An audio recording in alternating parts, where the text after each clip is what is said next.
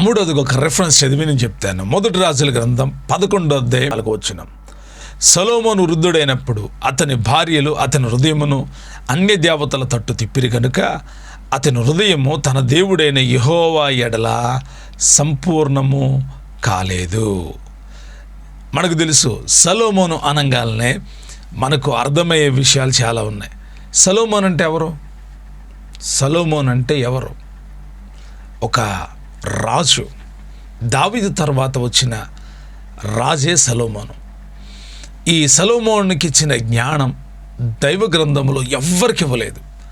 విశేషమైన జ్ఞానం, తెలివి, వివేచన, ఆలోచన దేవుడిస్తే ఈ సొలొమోను మొదట చాలా బాగున్నాడు.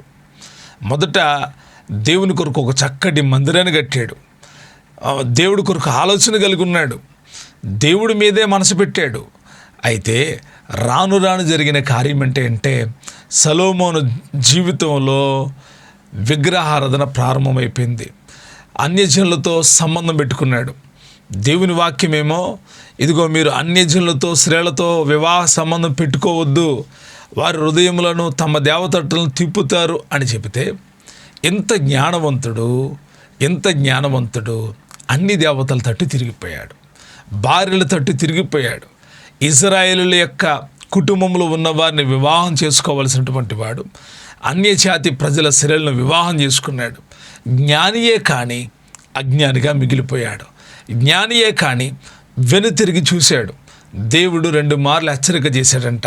అయినా దేవుని మాట ఆలకించలేకపోయాడు. ఎందుకు అంటే భార్యలు ఆ సొలొమోను యొక్క మనసును దేవుని తట్టు కాకుండా అన్ని దేవతల తట్టు తిప్పేశారు. ఒకప్పుడు ఆ సుందరంగా వైభవంగా కట్టబడిన ఆ మందిరములో దేవుని ఎదుట నిలబడవలసిన సొలొమోను ఇప్పుడు భయంకరమైన విగ్రహారాధన పరిస్థితుల్లోకి వెళ్ళిపోయాడు. ప్రియదేవుని బిడ్డలారా, ఈరోజు కూడా చాలామంది జ్ఞానవంతులుగానే కనబడుతున్నారు. దేవుడిచ్చిన జ్ఞానం వారి దగ్గర బాగా ఉంది. దేవుడిచ్చిన తెలివి బాగా ఉంది. దేవుడిచ్చినటువంటి దర్శనాలు ఉన్నాయి. దేవుడిచ్చినటువంటి కృప ఉంది. దేవుడిచ్చిన అభిషేకం ఉంది. బట్ కానీ ఏం జరుగుతుంది వాళ్ళ జీవితాల్లో అంటే వెనుతిరిగి చూసినటువంటి అనుభవం. వెనుకకు వెళ్ళిపోతున్నారు. ఎవరో లాక్కొని వెళ్ళిపోతున్నారు. సొలొమోను మహాజ్ఞాని. సొలొమోను పేరు చెబితేనే అబ్బా ఆయన జ్ఞానవంతుడండి. ఆయన జ్ఞానాన్ని పరిశీలన చేయడానికి చుట్టుపక్కల ఉన్న రాజులు వచ్చారు, రాణులు వచ్చారు. సొలొమోను జ్ఞానం ఏంటి? అతడు దేవుడితో ఉన్నంత కాలం సమాధానంగా ఉంది. ఎప్పుడైతే అన్ని దేవతల తట్టు తిరిగాడో, ఎప్పుడైతే భార్య మాటలు విని చేయకూడనే చేశాడో ఏం జరిగిందో తెలుసా? దేవుడు అన్నాడు, నీ రాజ్యం నీ దగ్గర ఉండదు, ఇక నుండి నీ రాజ్యము నీ దాసునికి ఇవ్వబడుతుందని.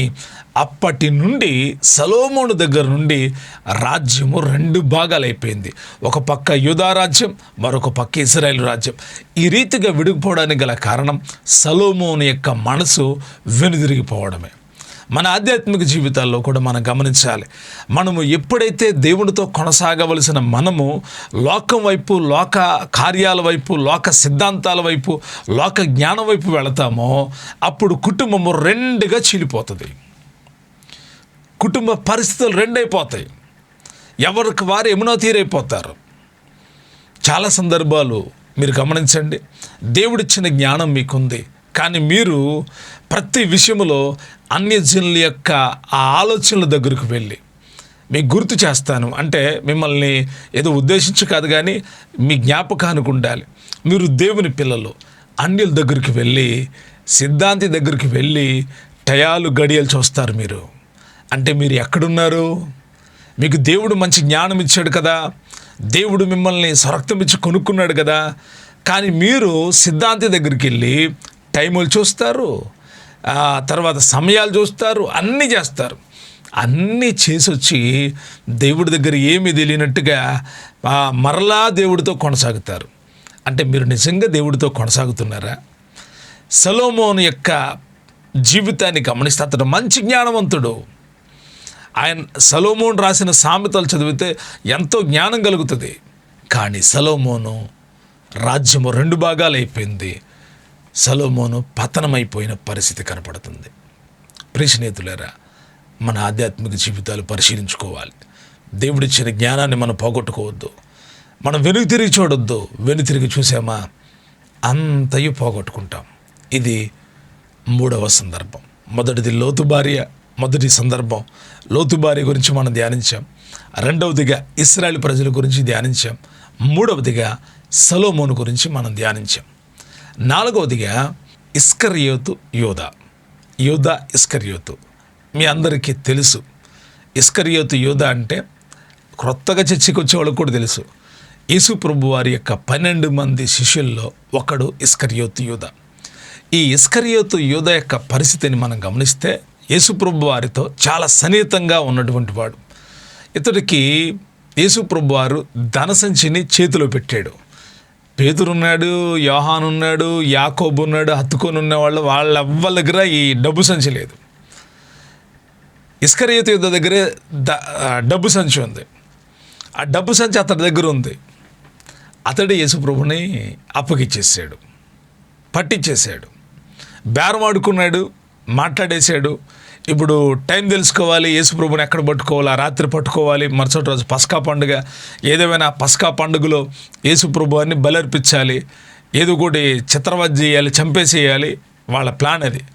ఈ ప్లాన్ అమలు కావాలంటే ఇప్పుడు యూదా ఇస్కరియోతు యేసు ప్రభు వారి యొక్క షెడ్యూల్ తెలుసుకోవాలి, ఆయన ఎక్కడికి వెళ్తాడో తెలుసుకోవాలి. అయితే ఆయన చెప్పాడు, మేడగది పైన మన కొరకు బల్ల సిద్ధం చేయండి అని. ఆ రాత్రి ఆ బల్ల కొరకు అక్కడ కూడినప్పుడు ఇస్కరియోతు యూదాని యేసయ్య డిస్కరేజ్ చేయలా, లేకపోతే హేళనగా మాట్లాడలా. అతడి గురించి తలంచుకొని పొట్టకుండా ఉంటే బాగుండు అని చెప్పి బాధపడ్డాడు. ఇస్కరియోతు యూదా మార్పు చెందలేదు. అతడు వెనుతిరిగి చూశాడు. అతడు క్రీస్తులో ఉన్నాడు. 3.5 సంవత్సరాలు యేసు ప్రభుతోనండి. 3.5 సంవత్సరాలు యేసయ్యతో ఉన్నాడు. నడిచి నడిచి నడిచి నడిచి అద్భుతాలు చూశాడు, స్వస్థత కార్యాలు చూశాడు, యేసు ప్రభు వారి మహత్కార్యాలు చూశాడు, యేసు ప్రభు వారి ఘనమైన కార్యాలు చూశాడు. ఇన్ని చూసిన ఇస్కరియోతు యూదా యేసయ్యను అప్పగించేశాడు. వెనుతిరిగి చూశాడు. ఏం కనపడింది? వెనుకకు తిప్పింది యూదాని. ఏంటిది? ఏం తిప్పి ఉంటుందంటారు వెనకకి? అంటే ధనం, ధనం, ధనం, ధనం, డబ్బు. యేసయ్యని ఎందుకు అమ్మేశాడు తెలుసా? ధనం కోసమే. మన ధనం ఎక్కడ ఉంటుందో మన మనసు అక్కడ ఉంటుంది. ధనం సంచి అతడు చేతిలో ఉంది. అతడు ఏదైనా చేయొచ్చు. మరి ఎందుకు ఆశించాడు? దైవ గ్రంథం చెప్తుంది, పరిశుద్ధాత్ముడు చెప్తున్నాడు, ధనాపేక్ష సమస్త కీడులకు మూలం. ధనం మీద ఆశ ఉండడం తప్పు కాదు. ఆపేక్ష, కోరిక, వాంఛ. ధనం కొరకు దేవుణ్ణి అమ్మడం, ధనం కొరకు దైవజనుడిని అమ్మడం, ధనం కొరకు ఆత్మీయతను అమ్ముకోవడం, ధనం కొరకు బిడ్డలను అమ్మడం, ధనం కొరకు అబ్బాబ్బా ఎన్ని నీచ కార్యాలు జరుగుతున్నాయో. ధనం కొరకే, కేవలం ధనం కొరకే. ధనం కొరకే అన్నదమ్ములు పోగొట్టుకుంటున్నారు, బంధుత్వాలు పోగొట్టుకుంటున్నారు. నువ్వు నా అన్నవి కాదు, నువ్వు నా చెల్లివి కాదు అని చెప్తున్నాడు ఒక ఆయన. రక్త సంబంధం తోడబుట్టిన చెల్లి అంటున్నాడు, నువ్వు నా చెల్లివి కాదు, నువ్వు మాకు సంబంధించిన మనిషివి కాదు, వేరే భేదాలు చూపిస్తున్నాడు. ఎందుకు? కారణం ఏంటండి? ఇతడు ఇంతగా ఒకప్పుడు చెల్లి అన్నవాడు ఇప్పుడు ఎందుకు ఈ భేదం చూపిస్తున్నాడు అంటే ధనము, డబ్బు. ఒక బ్రదర్ అంటాడు, మా ఓడి పోతే ఆస్తి అంతా మాకే వస్తుందండి. ఈడి లోపల ఎంత ధనాపేక్ష తెలుసా? అతను పోతే డబ్బు పోతే ఇతడు సంతోషపడదామని. గుర్తుపెట్టుకోండి, ఇది యూదా ఇస్కరియోతు మైండ్. ధనాపేక్ష సమస్త కీడులకు మూలం. యూదా ఇస్కరియోతుని వెనుకకు తీసుకొని వెళ్ళింది ఏంటో తెలుసా? ధనాపేక్ష. మన ఆధ్యాత్మిక జీవితాన్ని కూడా వెనుకకు తీసుకొని వెళ్ళేది ఏంటో తెలుసా? ధనాపేక్ష లేని వారమై ప్రభుతో కొనసాగుదుముగాక. ఇది 4వ విషయం. 5వ విషయం, యేసు ప్రభు వారిని వెంబడించిన శిష్యులు అనేకులు ఉన్నారు. ఒకరోజు యేసు ప్రభు వారు ఆ కూడి ఉన్న 70 మంది శిష్యులతో, 12 మంది శిష్యులతో కూడినప్పుడు ఒక మాట చెప్పాడు. వీరు ఎందుకు వస్తున్నారో తెలుసా? వీరు కేవలం రొట్టె కోసం వస్తున్నారు. నేనేదో పెద్ద రాజునైతే వీళ్ళకి ఎప్పుడు రొట్టెలు ఇస్తానని చెప్పి వస్తున్నారు. ఇది కాదు. రొట్టె అంటే ప్రభు శరీరం, ప్రభు రక్తం, దేవుని వాక్యము, ఆహారము అని చెప్పి ఆయన బోధించాడు. ఈ విషయాలు చెప్పిన తర్వాత ఆ విషయాలు వింటే వాళ్ళకు కొంచెం బాధేసింది. అదేంటి ఈయన ఎలాగ మాట్లాడతాడేంటి, రొట్టెలు పెట్టాడు కదా, ఇంకా ప్రభు శరీర రక్తం వాక్యం అంటాడేంటి అని చెప్పి యేసు మాటలు విన్న చాలామంది శిష్యులు ఏమనుకున్నారంటే, ఈ మాట కఠినమైనది, ఇది ఎవడు వినగలడు అని చెప్పి వారు ఆయన మాటలను అంగీకరించకుండా తిరిగి వెనుకకు వెళ్ళిపోయారు. అద్భుతాలను అంగీకరించారు, స్వస్థతలను అంగీకరించారు, తర్వాత ఆయన చేసిన గొప్ప గొప్ప కార్యాలన్నీ యేసయ్య నువ్వు మాత్రమే చేయగలిగి ఇంకెవ్వరు చేయలేకపోయారని చెప్పారు. ఇప్పుడు వాళ్ళు చేస్తున్న పని ఏంటో తెలుసా, వాళ్ళు చేసిన పని ఏంటో తెలుసా, వెనుతిరిగి వెళ్ళిపోతున్నారు. ఎందుకు వెనుతిరిగి వెళ్ళిపోతున్నారు వీళ్ళు అంటే, వీళ్ళకి అద్భుతాలు ఇష్టం, స్వస్థత కార్యాలు ఇష్టం, గొప్ప కార్యాలు ఇష్టం, కానీ వాక్యం ఇష్టం లేదు. వాక్యం ఇష్టం లేదు. దేవుని యొక్క వాక్యం అంటే వాళ్ళకి ఇష్టం లేదు. ఒక్క మాట చెప్తున్నాను, దేవుని సేవకులు ఎప్పుడైనా మిమ్మల్ని గద్దించినా, మిమ్మల్ని హెచ్చరించినా, ఆ మాట మీకు కఠినం అనిపించినా, ఆ మాటను బట్టి మీరు సంఘమునికి సేవకునికి దూరం అయితే మీరు నిజంగా ఆత్మీయతకు దూరం అయిపోయినటువంటి వాళ్ళే. నిజమైన సేవకుడు గద్దిస్తాడు, నిజమైన సేవకుడు హెచ్చరిస్తాడు, నిజమైన సేవకుడు ప్రోత్సహిస్తాడు, నిజమైన సేవకుడు బలపరుస్తాడు. నువ్వు వెనుతిరిగి వెళ్ళిపోయారు, వాళ్ళు వెనుతిరిగి వెళ్ళిపోయారంట, మరి ఎన్నటికీ ఆయన వెంబడించలేదంట. ఆ మాట వారికి కఠినమైంది. కొంతమంది ఈ రీతిగా చెప్తారు, ఏంటి బ్రదర్ మీరు సంఘాన్ని విడిచిపెట్టారు అంటే, ఆయన అసలు ఏం మాట్లాడుతున్నాడో తెలుసా, ఆయన ఏం మాట్లాడుతున్నాడో తెలియదండి, ఆయనకి అసలు ఏం మాట్లాడాలో తెలియదు, నన్ను పట్టుకొని ఎంత మాట అంటాడు, నేను ఎవరిని అసలే నన్ను పట్టుకొని ఇంత మాట అంటాడా. నిజంగా ఆ దైవజనుడు అతన్ని ఉద్దేశించి చెప్పలా. దేవుడు మాట్లాడమంటే మాట్లాడాడు, దేవుడు చెప్పమంటే చెప్పాడు కాబట్టి చెబితే అది అతడు హృదయాన్ని గుచ్చుకుంది. ఇప్పుడు ఏం చేయాలి, ప్రభా నన్ను క్షమించిన ఆయన, నేనే తప్పు చేశానని చెప్పాలి. అలా చెప్పకుండా దైవజనుడు నన్నే అన్నాడని చెప్పి దైవజనుడికి వ్యతిరేకం, వెనక్కి తిరిగి వెళ్ళిపోవడం, ఇవన్నీ కూడా ఆనాటి శిష్యుల్లో కనపడుతున్నాయి, ఈనాటి శిష్యుల్లో కూడా ఉన్నాయి. దేవుని పిల్లలు వెన్ను తిరిగి చూడకూడదు. దేవుని వాక్యం మిమ్మల్ని ఎంత గద్దించినా, దేవుని వాక్యం మిమ్మల్ని ఎంత హెచ్చరించినా తగ్గించుకొని దేవుని సన్నిధిలో ప్రార్థన చేసి ముందుకు కొనసాగండి, కానీ వెన్ను తిరిగి ఏ మాత్రం చూడొద్దు. ఆ 70 మంది శిష్యులు వెనుదిరిగి వెళ్ళిపోయారంట. యేసుప్రభు వారి మీద 12 మంది అక్కడ ఉన్నారు. 12 మందితో ఆయన అంటున్నాడు, మరి మీరేమనుకుంటున్నారు, మీరు కూడా వెళ్ళిపోతారా, మీకు కూడా ఇలాగే అర్థమైందంటే పేతురు అంటాడు, అయ్యా నీవు నిత్య జీవపు మాటలు గల్లవాడివి, నీ మాటలు బ్రతికించేయ్యా, మేము నిన్ను వదిలిపెట్టి ఎక్కడికి వెళ్ళము.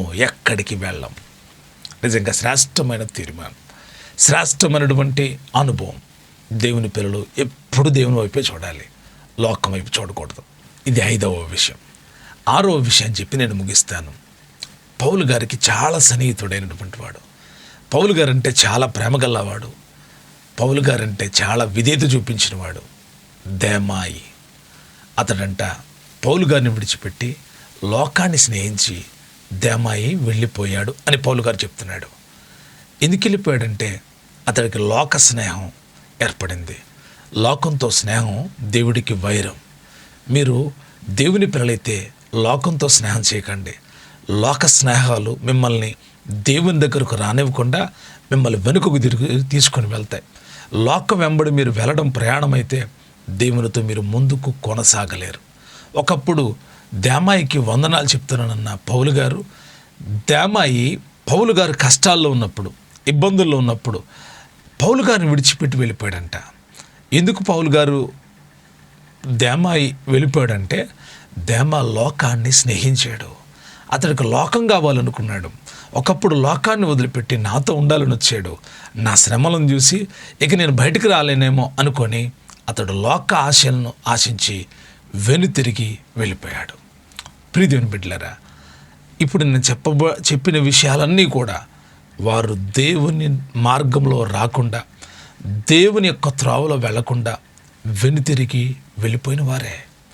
వారిని లోకాశ లాగేసినాయి, ధనము లాగేసింది, అన్య స్త్రీలు లాగేశారు, అన్య స్త్రీలు సొలొమోను అటువైపు తిప్పారు. కఠినమైన బోధ విన్న వారు నిలబడలేక వెనక్కి వెళ్ళిపోయారు. డబ్బు నాశించిన యూదా ఇస్కరియోతు వెనకకు వెళ్ళిపోయాడు. లోకాన్ని ఆశించిన దెమాయి వెనక్కి వెళ్ళిపోయాడు. మరి ఆధ్యాత్మిక జీవితంలో మన పరిస్థితి ఎలాగుంది? మీ పరిస్థితి ఎలాగుంది? ముందుకే వెళ్తున్నారా? ధనము లాగుతుందా? బాధ వల్ల కఠినమైపోయి వెనక్కి వెళ్ళిపోయారా? ఇశ్రాయేలీలాగా మాకు ఐగుప్తులనే బాగుంది, అక్కడే బాగుంది, ఆ సంవత్సరాలే బాగున్నాయి అని వెనక్కి వెళ్ళిపోతున్నారా? లోతు భార్య వలె దేవుడు చూడొద్దన్న వైపు చూసి అటే వెళ్ళిపోతున్నారా? దైవగ్రంథం చెప్తుంది, యేసయ్య చెప్తున్నాడు, నా గట్టి మీద చేయి పెట్టి వెనుకకు తిరిగి వాడెవ్వడను నాకు పాత్రుడు కాడు, నాకు పాత్రుడు కాడు.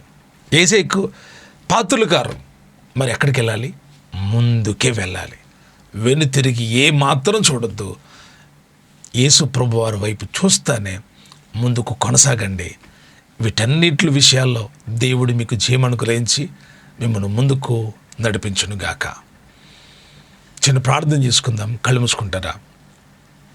ప్రేమ కలిగిన మా ప్రియ పరలోకపు తండ్రి, ఎవరు వెనుతిరిగి వెళ్ళారో, వెనుకకు చూశారో వారి విషయాలు మాకు నేర్పించారు. మేము ఆయా విషయాల్లో చిక్కుపడకుండా నీ కృప పొందుకున్న వాళ్ళమై నీ వైపు చూస్తూ ముందుకు కొనసాగుదుముగాక. ఈ సందేశం వింటున్న వారందరినీ దర్శించండి. వీరందరూ నీ వైపు చూస్తూ, లోకాశను జయిస్తూ, ధనాపేక్షను చేయిస్తూ, నీ బాధ విన్నప్పుడు సరిచేసుకుంటూ, నీ వైపు చూస్తూ, లోకాన్ని స్నేహించకుండా నీ ఆజ్ఞలు పాటిస్తూ ముందుకు కొనసాగుదురుగాక. యేసు నామములో అడుగుతూ ఉన్నాను తండ్రి, ఆమేన్. ప్రియ స్నేహితులారా, ఈ భాగంలో మనం ఎవరు వెనుకకు తిరిగి వెళ్ళిపోయారు, ఎందుకు వెళ్ళిపోయారు అనే సంగతి తెలుసుకున్నాం. నెక్స్ట్ వీడియోలో వెనుకకు తిరిగి వెళ్ళారు, కొన్నిసార్లు వెళతాం, వెళ్ళి మనసు మార్చుకొని తిరిగి వచ్చిన వాళ్ళు ఎవళ్ళు? లోకంలోకి వెళ్ళారు కొంతమంది. ధనం వాళ్ళు లాక్కెళ్ళింది, పాపం లాక్కెళ్ళింది, దెయ్యం లాక్కెళ్ళింది, సైతాన్ లాక్కెళ్ళింది, లోక స్నేహాలు లాక్కెళ్ళినాయి. కానీ వాళ్ళు అక్కడ నుండి విడిపించబడి మరలా ట్రాక్లోకి వచ్చారు. ఎవరు వాళ్ళు అనే విషయాన్ని మనం ధ్యానం చేద్దాం. అప్పటి వరకు ప్రభు కృప మనకు తోడైండుగాక. ఇంకా మీరు సబ్స్క్రైబ్ చేసుకోకపోతే సబ్స్క్రైబ్ చేసుకోండి. లైక్ చేయటం, షేర్ చేయటం మర్చిపోకండి. దేవుడు మిమ్మల్ని, మీ కుటుంబాలని ఆశీర్వదించునుగాక.